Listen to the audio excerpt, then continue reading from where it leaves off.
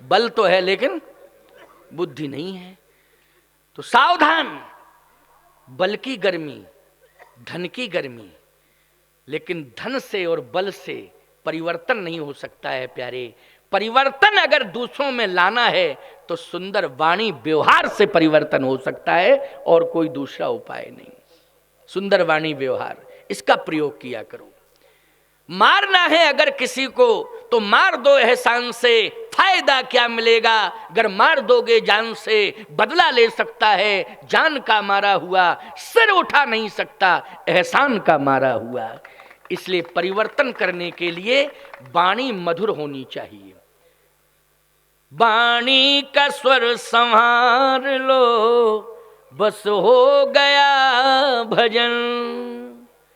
आदत बुरी संभार लो, बस हो गया भजन।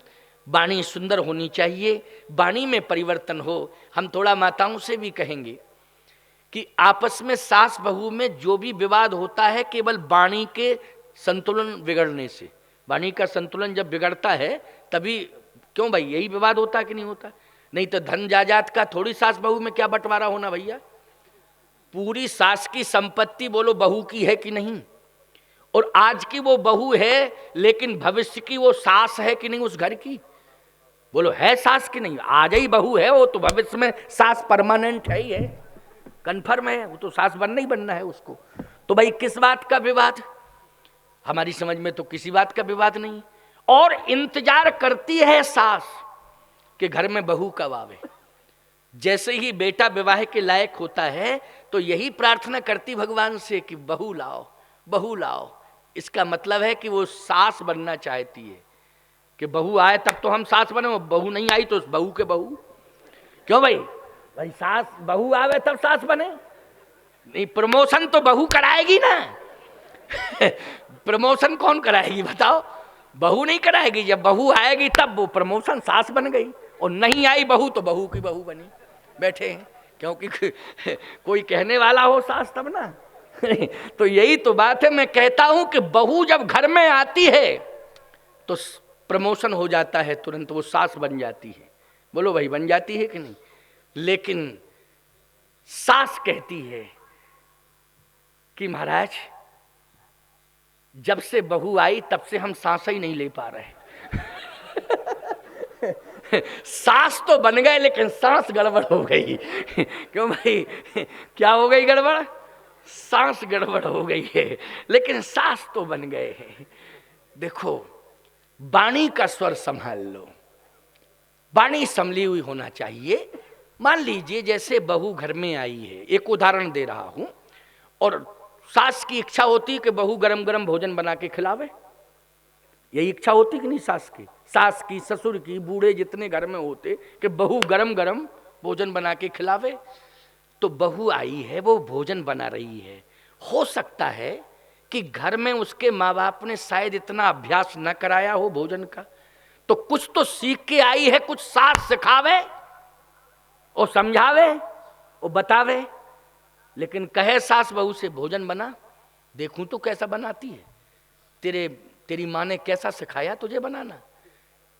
ये वाणी नहीं बोलना है, यही बोलना है कि तुम तो बहू हो, बेटी हो, लेकिन मेरी हो बहू लेकिन बेटी हो।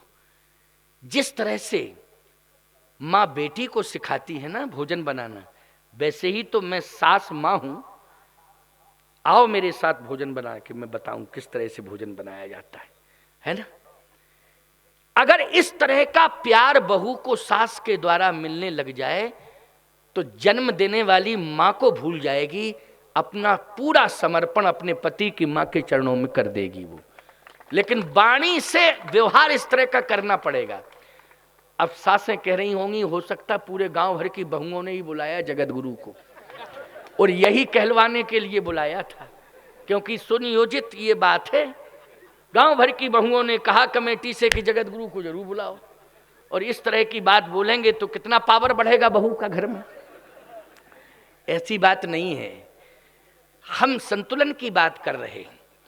जैसे आपने दूसरे की बेटी को जो बहू बन के आई उसको अपना बेटी मान लिया, तो आपकी बेटी जिस घर में बहू बन करके जाएगी, निश्चित रूप से आप अगर अपनी बहू को बेटी मानोगी तो आपकी बेटी भी जहां बहू बन के जाएगी उसे भी बेटी मान करके उसे प्यार दिया जाएगा। ये विश्वास कर लेना, ये विश्वास की बात है।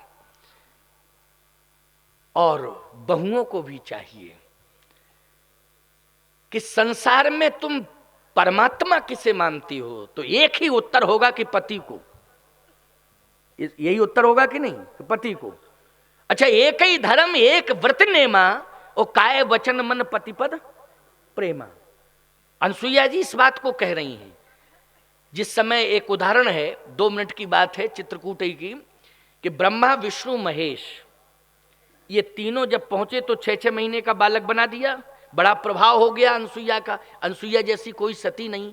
लेकिन जब भगवान राम पहुंचे अनसुईया जी के आश्रम में, अत्रि के आश्रम में भगवान राम, तो जैसे ही भगवान राम पहुंचे तो भगवान राम ने सीता जी की ओर देखा और कहा, समझ में आ रहा है ये वही स्थान है जहां मैं विष्णु के रूप में 6 महीने का बना था और तुम रो रही थी कि हमको दे दो। ब्रह्माणी थी, रुद्राणी थी और रमा लक्ष्मी, क्यों वही थी कि नहीं? ये तीनों मांग रही थी अनसुईया जी से कि हमारे पति आए हैं और ऐसा पता चल गया कन्फर्म। अनसुईया जी बोली, बताओ किसने बताया कि यहाँ आए? कहे नारद जी ने बताया। अनसुईया जी बोली, नारद का काम यही है कि हमारी बात तुमसे कहते, तुम्हारी बात हमसे कहते। यहाँ हमसे कुछ कह गए नारद और तुमसे कुछ कह गए। कहे नहीं, सही बात है कि नहीं, यहाँ हमारे आए हैं वो? कहे हाँ आए तो हैं। तो हैं कहाँ? कहे देखो वो पालने में लेटे, तो 6-6 महीने के बने थे, अब लेटे तो सब रोने लगी। अनसुईया जी ने कहा, रो क्यों रही हूं, ले जाओ अपने अपने, ले जाओ अपने अपने। कहे जैसे थे वैसे ही कर दो, जैसे थे वैसे ही कर दो। तो अनसुईया जी ने कहा, हमने अपने सतीत्व के बल पर इन्हें छोटा बना दिया, तुम अपने सतीत्व के बल पर इन्हें बड़ा बना दो। क्योंकि यही अभिमान तो था तुम्हें कि अनसुईया केवल सती थोड़ी है, हम भी तो सती हैं। क्यों भाई, हमारे अंदर क्या सतीत्व नहीं है? अनसुईया की प्रशंसा क्यों हो रही है? अगर हमारे अंदर भी तो सतीत्व है।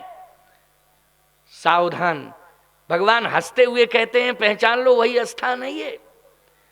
लेकिन याद रखना, अत्रि तो दौड़ पड़े, नमामि भक्त वत्सलम कृपालशील कोमलम, स्तुति कर रहे हैं अत्रि, लेकिन अनसुईया जी निकल के नहीं आई। अनसुईया जी तो अंदर ही रहीं। किसी ने अनसुईया जी से कहा कि परमात्मा दरवाजे पर खड़ा है और आपका पति पूजा कर रहा है, आपका पति स्तुति कर रहा है परमात्मा की, लेकिन आप पति के साथ परमात्मा का वंदन अभिनंदन नहीं कर सकती हैं। उसी समय बोल पड़ी अनसुईया, यही तो मैं सुन रही हूं, आप यही तो सुना रहे हैं कि परमात्मा आया है और मेरा पति पूजन कर रहा है परमात्मा का। तो सुन लो, मेरे पति का वो परमात्मा हो सकता है, लेकिन अनसुईया का परमात्मा तो केवल पति हो सकता है और संसार में दूसरा नहीं हो सकता है। एक ही धर्म एक व्रत नेमा, काय वचन मन पति पद प्रेमा। अनुसुईया के पद गहे सीता, मिली बहोर सुशील विनीता। ऋषि पत्नी मन सुख अधिकाई, आशीष दे निकट बैठाई। सीता जी ने चरण पकड़ लिए अनसुईया जी के। तो सीधी सी बात यह है कि जब तुम बहू ये मानती हो कि मेरा पति परमात्मा है, लेकिन कल्पना करो कि परमात्मा को जन्म किसने दिया? अगर वो मां ना होती तो तुम्हें परमात्मा कहां से मिल जाता? बोलो भाई, कहां से मिल जाता? इसलिए याद रखना, जिसने तुम्हें परमात्मा दिया है उसके प्रति तुम्हारा भी समर्पण हो जाना चाहिए कि परमात्मा तो आपकी ही कृपा से मुझे मिला है? इसलिए मैं कहता हूं कि दोनों संतुलन बना के चलें, सास और बहू, एक दूसरे के प्रति प्रेम होना चाहिए। इसी पर चर्चा चल रही है ना कि प्रेम होना चाहिए, इसी प्रेम से परमात्मा प्रकट हो जाता है।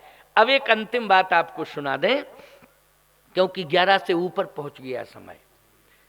यद्यपि मैं 8 बजे आ गया था, मैंने कहा था 8 से 10 बोलूंगा, यही कहा था कि नहीं। 8 से 10 का मतलब है 8 बजे मंच पर आऊंगा, आधे घंटे माल्यार्पण, चरण पादुका पूजन आदि आदि सब, और 1 घंटा, सवा घंटा या 1.5 घंटा कथा सुना दूंगा। यही कहा था ना मैंने, 8 बजे आ जाऊंगा। लेकिन 8 बजे मैं आ गया, तुम लोग कोई थे ही नहीं है। जब तुम लोग थे नहीं तो मैं किसको सुनाता, सोचो जरा। तब फिर मैंने टाइम पास कर दिया थोड़ा सा है। अच्छा, उसी टाइम पास में भक्तों को थोड़ा मौका भी मिल गया, मौका मिल गया। देखो मेरे लिए टाइम पास था, लेकिन भक्तों को ये चांस मिल गया कि महाराज जी को नहीं तो सीधे मंच पे आते भगे चले जाते, कहीं जा ही नहीं पाते। लेकिन सरपंच के यहाँ पहुंच गए, और कहाँ गए थे, संतोष वर्मा के यहाँ पहुंच गए। 2 जगह तो पधरौनी हुई, राजपूत, संतोष राजपूत, कौन सा गांव है, टिंगाली एवरा।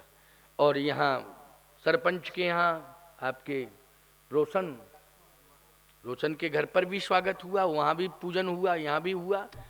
तो बोलो ये मौका मिल गया कि नहीं मिल गया। अब मौका मिला तो तुम्हें भी आने का मौका मिल गया कि कुछ खा पी के भोजन पानी करके आ गए। इतना मौका तो मौका में सब मौका हो गया, बढ़िया है नहीं। काम काम बन गया, बोलो बन गया कि नहीं बन गया, है नहीं। और आप लोगों की भी श्रद्धा ऐसी है कि रात्रि में कह रहे थे, आप ही तो कह रहे थे कि नहीं कोई कौन आएगा क्या आएगा। अब रात्रि में ये सब